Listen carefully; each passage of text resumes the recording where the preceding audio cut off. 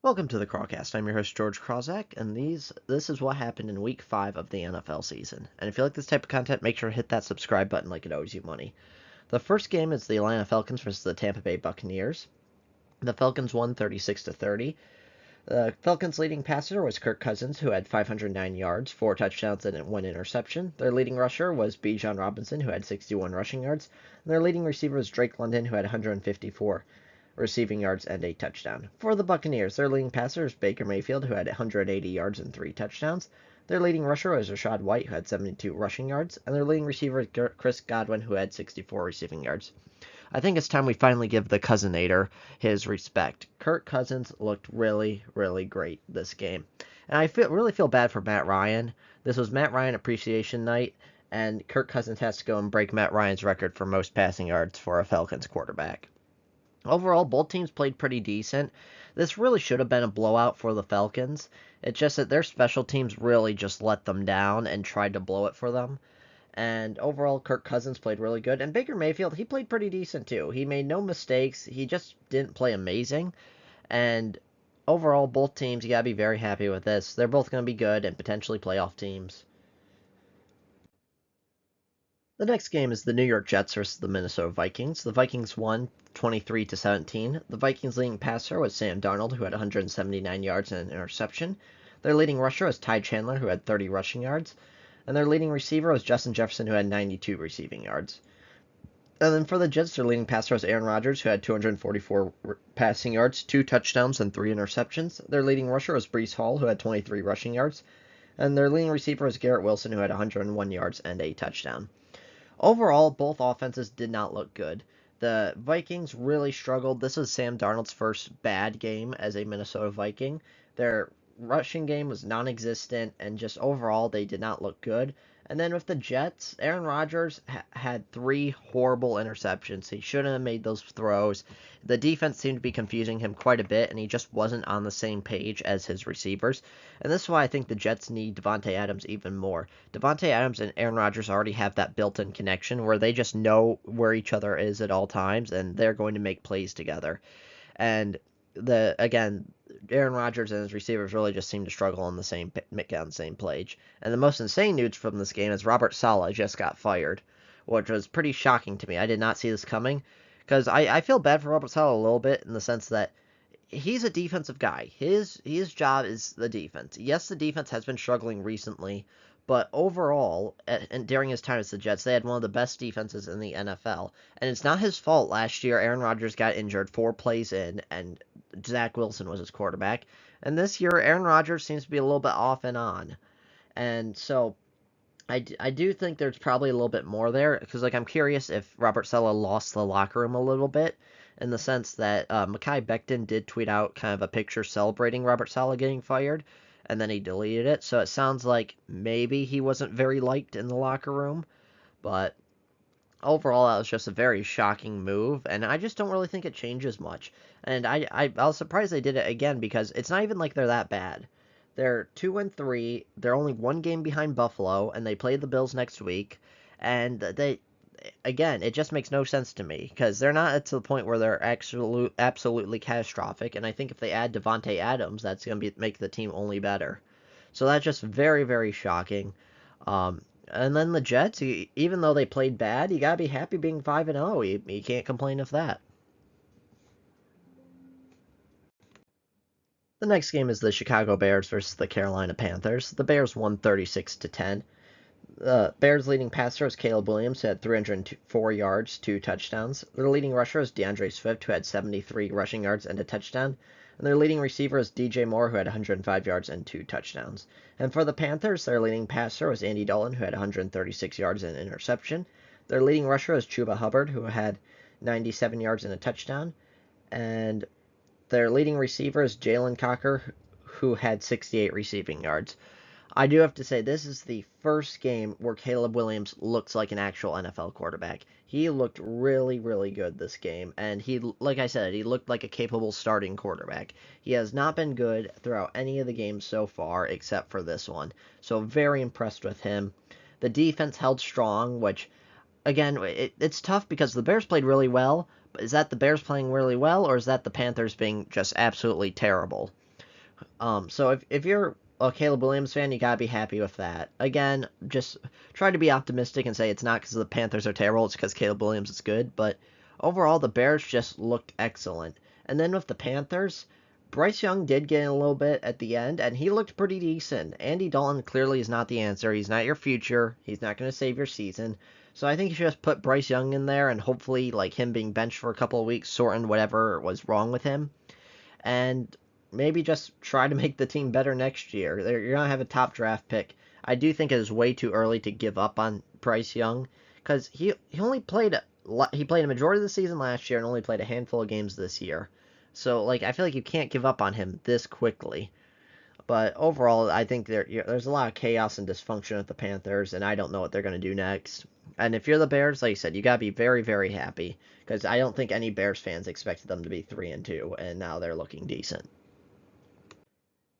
The next game is the Cincinnati Bengals versus the Baltimore Ravens. The Ravens won 41-38. The Ravens' leading passer was Lamar Jackson, who had 348 yards and 4 touchdowns. The Ravens' leading rusher was Derrick Henry, who had 92 yards and a touchdown. And then the leading receiver was Zay Flowers, who had 111 yards. And then for the Bengals, their leading passer was Joe Burrow, who had 392 yards, 5 touchdowns, and an interception. Their leading rusher was Chase Brown, who had 46 rushing yards, and their leading receiver was Jamar Chase, who had 193 yards and 2 touchdowns. So this game felt like a game nobody wanted to win. Both defenses looked absolutely terrible in the sense that they kept giving up points. For example, the Bengals, they actually looked pretty good against Derrick Henry. Derrick Henry had that one very, very long run to essentially win it at the end. But other than that one run, they kept Derrick Henry in check the entire game. But that allowed Lamar Jackson basically throw all over them. And then the Ravens defense just as well. Joe Burrow had an excellent game, and they really should have won it. Lamar Jackson also felt like he was trying to lose it for the team, where he had a couple of bad fumbles, especially the one at the end, where it just hit him in the chest, or I can't remember, it was either the chest or his hands, and the Bengals scooped it up and should have won it, but then there was a bad hold on the game-winning field goal. Just overall, sloppy game for both defenses, but both offenses actually looked really good. If you're the Ravens, you're definitely happy with this, and then the Bengals, it's tough because they're 1-4, and you don't know how much they can dig themselves out of this hole. But they are starting to look a little bit good, and I don't think they can give up on the season just yet because even though they are 1-4, realistically you need to be about 9-8 to make the playoffs. That's kind of the maybe 10-7, but I'd say probably about 9-8. And so, can the Bengals go 8-4 in their remaining games? I think it's still possible. I seriously think there's a good shot they can still save their season. Overall, you're happy with both teams except for the loss. Obviously, you don't want the loss from the Bengals. Next game is the Houston Texans versus the Buffalo Bills. The Texans won 23-20. The Texans' leading passer was C.J. Stroud, who had 331 yards, 1 touchdown, 1 interception. Their leading rusher was Cam Akers, who had 42 rushing yards and a touchdown. And their leading receiver is Stefon Diggs, who had 82 receiving yards. For the Bills, their leading passer is Josh Allen, who had 131 yards and a touchdown. The leading rusher is James Cook, who had 82 rushing yards and a touchdown. And their leading receiver was Keon Coleman, who had 49 receiving yards and a touchdown. To say about this game, Josh Allen looked bad. He did. He did have a horrible game. Nothing else to say about that. But I do think this does create a little bit of optimism because the Bills flat out should have won the game. If there wasn't late clock mismanagement, I think the Bills would have won the game. But what happened is Josh Allen played terrible, and they almost won. And so I think that gives the Bills a lot of optimism in the sense that, hey, even if Josh Allen has a bad game, we still have a shot at winning. And that's good because that's always been the concern with them is that Josh Allen has to play like superhuman to get them the win. And so now Josh Allen can potentially afford to have terrible games and still play and still get the win. And CJ Stroud, other than that bad interception, he played pretty well. And that's kind of all to say about that game. Both teams probably are really happy with that game, even though the Bills lost. Next game is the Jacksonville Jaguars versus the Indianapolis Colts. The Jaguars won 37-34. Their leading passer was Trevor Lawrence, who had 371 yards, 2 touchdowns, and an interception. Their leading rusher was Tank Bigsby, who had 101 yards and 2 touchdowns. And the Jaguars' leading receiver was Brian Thomas Jr., who had 122 yards and a touchdown. And for the Colts, their leading passer was Joe Flacco, who had 359 yards and 3 touchdowns. Their leading rusher was Trey Sermon, who had 38 rushing yards and a touchdown. And their leading receiver was Alec Pierce, who had 134 yards and a touchdown. The Jaguars needed this win, plain and simple. They couldn't afford to go 0-5. They needed to win this game. Trevor Lawrence played decent other than that one bad interception. And kind of a little bit of a shocker is Travis Etienne playing so horrible. It does get me curious if they're going to trade him, because Tank Bigsby clearly is their number one running back now. And I'm just wondering if Travis Etienne is going to be a trade candidate. And then for the Falcons, Joe Flacco is looking good. He looked pretty decent with the Browns last year, and he's looking really good with the Colts this year. And I think that makes him the ultimate trade candidate, because I think he's proving, even though he's old, he still is a starting quarterback in this league. And if there's teams like the Miami Dolphins who if they decide they don't want to give up on their season just yet, maybe they trade for a Joe Flacco or something like that. I think Joe Flacco definitely has earned himself into being the number one trade candidate for a team that's going to make the playoffs and has their quarterback go down, because it's probably going to happen to somebody. So I think that's the big story of this game is Joe Flacco has probably earned himself a starting job either next year or this season with another team. Overall, I think you're pretty happy with both teams. Jaguars finally got a win in their disastrous season, and then the Colts, again, looking good without Anthony Richardson. And then Alec Pierce is just insane. He basically only catches deep balls. Almost every single pass he catches is like 40-plus yards. I think I saw a stat like he's like 95th in the league in receptions, but he's 10th in receiving yards. And it's just insane. He runs one route, and it works. So that's good for the Colts.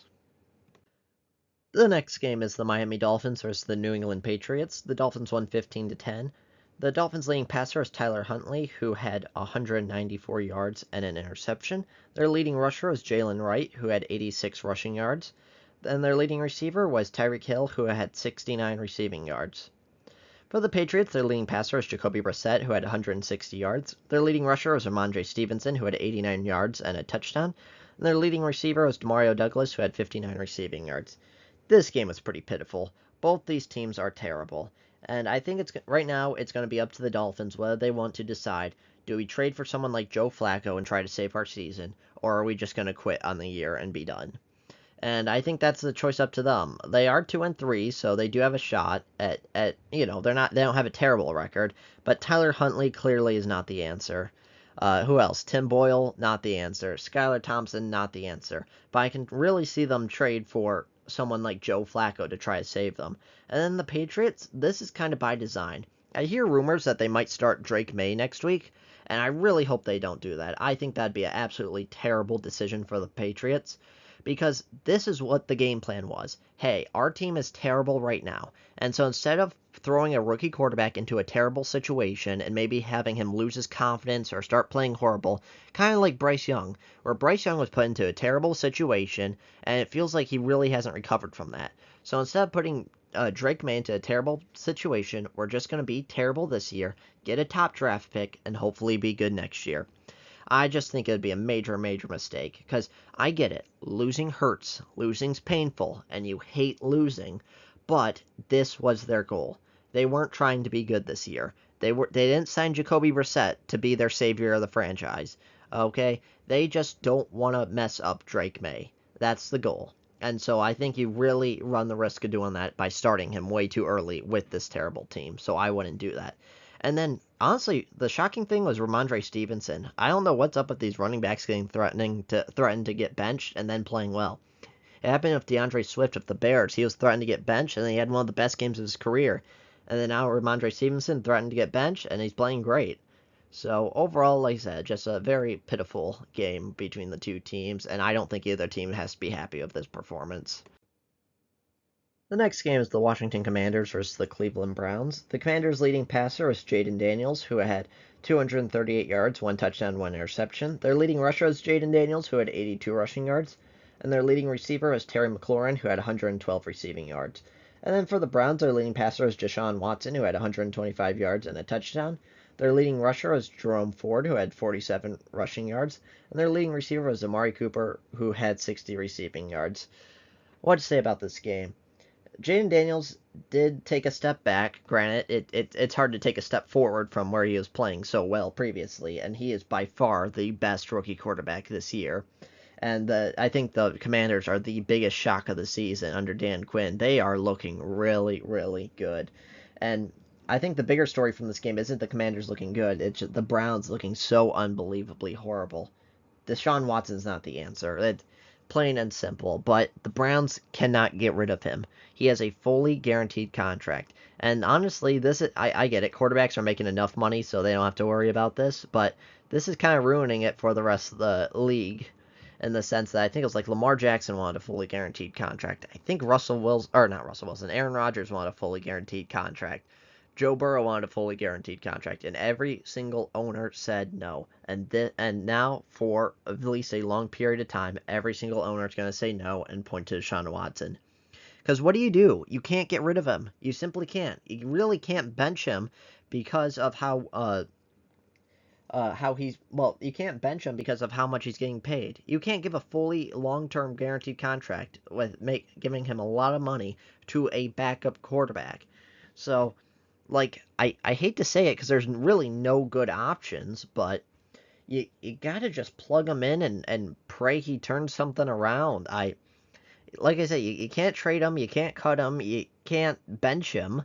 It's a lose situation all around. I don't know. Deshaun Watson is just playing horrible, and I don't know if there's much fixing him, but I think if you're the Browns, you kind of just have to give up on the season and hope Deshaun Watson can figure out what's wrong with him.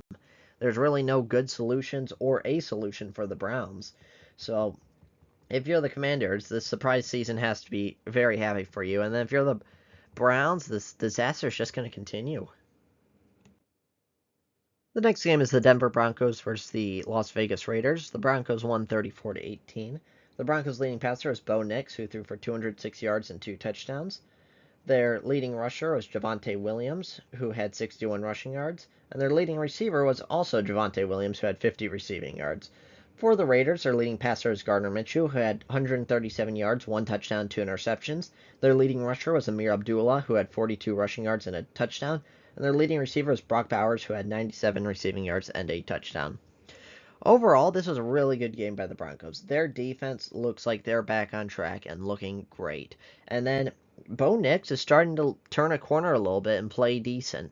I'm not saying a lot of his passes were checkdowns. I'm not saying he was amazing, but instead of playing absolutely terrible, he's playing probably average to say about average, which to maybe above average. And that's the best you can look for in a rookie quarterback. And then with the Raiders, they're again in free fall mode, like the Browns. Gardner Minshew is not the answer. I think they should start Aiden O'Connell because I think the Raiders were planning on being terrible and they just didn't expect Gardner Minshew to actually have some really good games so far. I don't think there's much of a future with him. Whereas Aiden O'Connell, at least you have a chance with him. He's young enough, which again, I think they'll probably get Shadir Sanders in the draft. Neither of these quarterbacks are probably the answer. You're going to lose Devontae Adams soon. At least Brock Bowers looks like a stud. That's really good. And then Amir Abdullah was the really shocking one. I didn't even realize he was still in the NFL.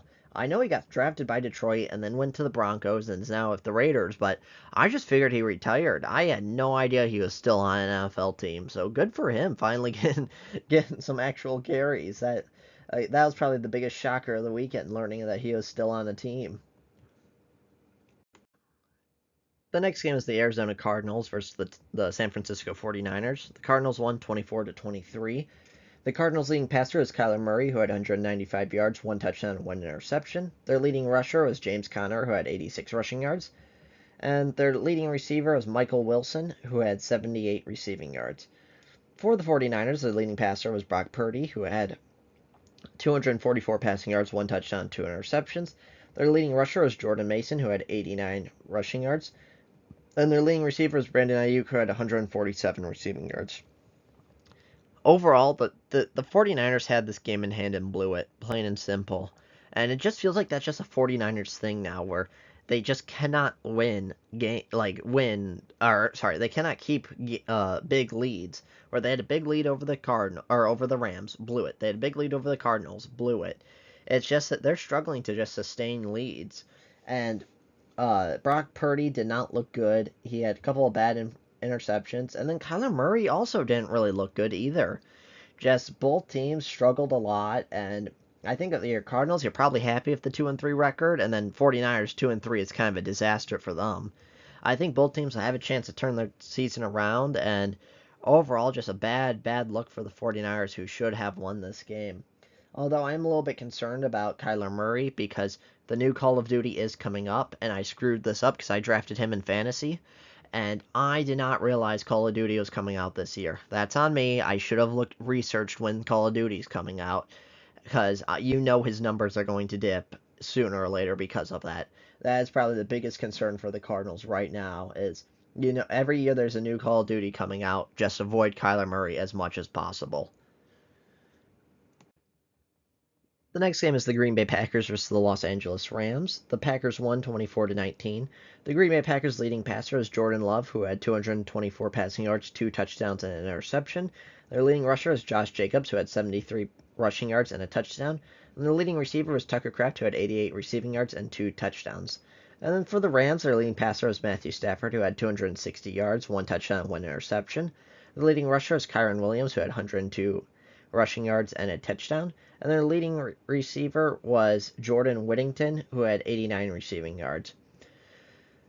Jordan Love looked great in this game. He had one very terrible, horrible pick six. It's a play he should have never made, and it should have never happened, and it was terrible. But other than that one play, he actually had a really good game. He was near perfect after that one play. And then Tucker Kraft, he's looking really good. He's a good receiver. He's an excellent, excellent blocker. And then the Packers' defense is struggling a little bit. Quay Walker is weird to me because it feels like he always puts himself in the perfect position to make a play and then just whiffs on the play. He just can't make the play. And then their defensive backs, Xavier McKinney, is amazing. By far the best free agent signing of the NFL this year is Xavier McKinney. He's looking like an absolute stud. He's looking really good. And then the Packers' pass rush is a problem. Rashawn Gary just feels broken. He tore his ACL, and then he's come back, and it just feels like he can't move. He just can't do it. He's looked terrible. No other way to say it. He's just looked terrible. And not anyone else has looked that much better. And I do think the Packers need to clean up their pass rush if they want to continue playing well. And then the Rams, I think you have to be very happy with this. They have kept it close in every single game so far. And just think about how good they're going to look when they have Cooper Kupp and Puka Nacua. And I think you're the Rams, you have to have a lot of optimism. Matthew Stafford is still playing really well, even without his top 2 receivers. And the Rams, like I said, the Rams are just looking good in defeat, and they have tons and tons of injuries. So I think you gotta be happy if you're both teams. The next game is the New York Giants versus the Seattle Seahawks. The Giants won 29-20. Daniel Jones was the Giants' leading passer with 257 yards and 2 touchdowns. Their leading rusher was Tyrone Tracy Jr., who had 129 yards. And their leading receiver was Darius Slayton, who had 122 yards and a touchdown. For the Seahawks, their leading passer is Geno Smith, who had 284 yards and a touchdown. Their leading rusher was Geno Smith, who had 72 rushing yards. And their leading receiver was Tyler Lockett, who had 75 receiving yards. Overall, the Giants looked really good. Their defensive line with Dexter Lawrence completely shut down Seattle's run game. Geno Smith did struggle quite a bit, and this really should have been a blowout. The Giants' special teams made it look a little bit closer than it should have been, and you got to be really happy for the Giants. Daniel Jones, the past couple of games, has looked pretty good, and looks like he's turning the corner from being completely terrible. And this was without his number 1 receiver as well. So just overall, the Giants looked really good, and I think if you're a Giants fan, you gotta be super happy with that. And the Seahawks, they struggled without a decent run game. They simply just struggled a lot. So like I said, Daniel Jones looked pretty good, and you gotta be happy if you're a Giants fan in this game. Next game is the Dallas Cowboys versus the Pittsburgh Steelers. The Cowboys won 20-17.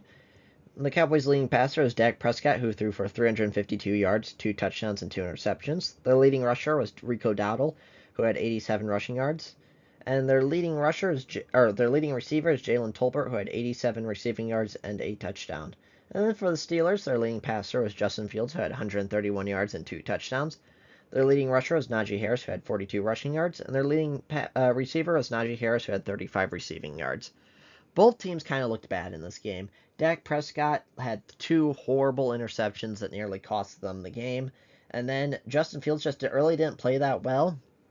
And this is the problem with the Steelers' strategy is they're saying, hey, we have a good defense, and all we need is just Justin Fields not to blow it and not make any mistakes. And this is what you're going to get, is you're probably not going to win a lot of games, but you're going to win some by him not making any mistakes and just not doing anything special. Because do think you do need at least a couple of players on offense to be special to win a lot of games that go to the playoffs and win a Super Bowl. And then with the Cowboys, I do think there is cause for some concern. Their defense did look pretty decent, but Dak Prescott did struggle quite a bit. And maybe it's just because the Steelers do have a good defense, but Dak Prescott certainly just needs to play better if they're going to make a Super Bowl this year. So overall, both teams have to be disappointed in this game and their performances. The final game of the week is the Kansas City Chiefs versus New Orleans Saints. The Chiefs won 26-13. Their leading passer is Patrick Mahomes, who had 331 yards and an interception. Their leading rusher is Kareem Hunt, who had 102 rushing yards and a touchdown. And their leading receiver is Juju Smith-Schuster, who had 130 yards.